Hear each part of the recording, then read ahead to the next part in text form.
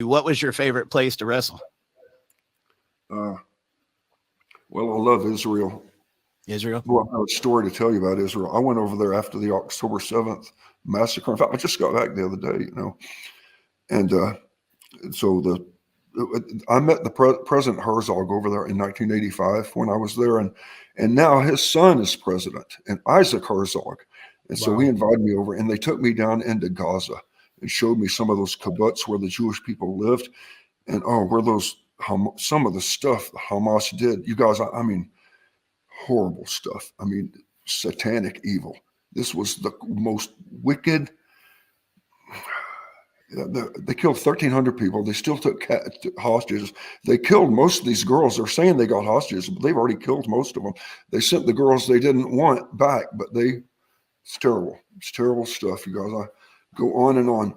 But I wanted to tell you that the other day I was doing a podcast like this, and one of the guys, the speakers, was, I think, an Arabic guy, and he said, he had a different take on the Jews. And I thought, but it came from, but we both agreed that the person that started this intense hate between the Jews and the Palestinians is a dead man that died a long time ago and told his kids, "You hate those Jews, hate the Jews, hate the Jews."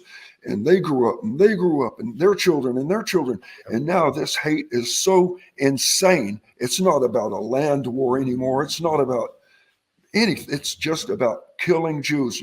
Israel has tried a two-state solution over and over. And it's no way it's going to work because Palestinians do not want peace.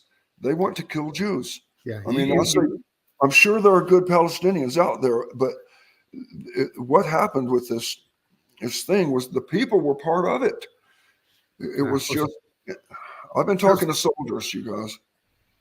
Yeah. So sometimes you just wonder, what do they read? What is their propaganda? What is their Bible? What are they consuming that led from generational to generational to have this kind of hatred? It's you like I said, our God is a very peaceful, it's a loving God. It's not this God of hate, God of war. So you just wonder, because people are influenced all the time, and it's always propaganda. It's who's doing what, and what is the agenda of this person that's pushing all this propaganda in the first place? Because that's what it boils down to. You can feed people propaganda and to turn them to evil, same way as you can actually brainwash people and actually turn them to good.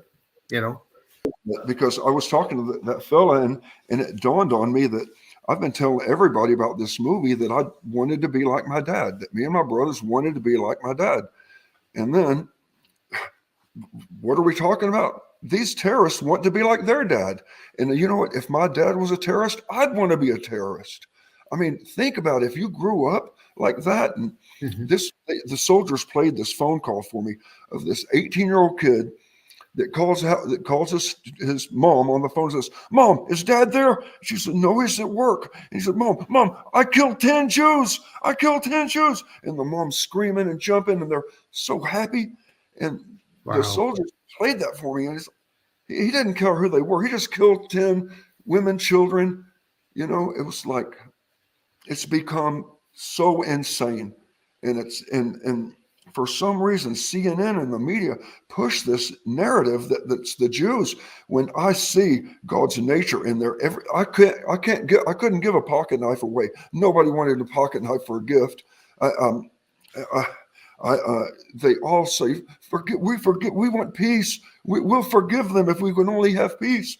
I mean, they have such a gentle, peaceful nature about them. It reminds me of Jesus, the family that Jesus would be in. I mean, I think I would want to hang these people upside down. I would want to burn them. I would want to kill them if they did what I just heard. The soldiers played that tape. Now, I wouldn't watch it, but just the scream from this baby that was enough to just, I thank God I didn't see that thing. It would have torn me up. But I'm telling you, stuff that happened in those kibbutzes, especially that Berai kibbutz, when those guys throw a hand grenade in those little cement houses, there's a pop mark every inch, every diameter, every inch, solid, covers the whole room. There's no way you could live in there with a grenade tossed. And they killed, and The people that were dying were just tormented by passersby. And I love my fans, and I have a lot of Arab fans, but I know there are people in Israel that want peace, and they're not. I don't think all of them could be like this. There are a lot, and Israel is furious, and they're going to kill every one of them, of Hamas and Hezbollah, because they have to live like this. The rockets are going to come in at any minute, and this is how we live. And they just decide to pull our children over in the cars and kill them, and no other country would tolerate that. But we sure tell Israel, you need to tolerate that. You stay out of there. Who are we? Our children are being tormented and tortured like that. Anyway, I just had to say, it dawned on me.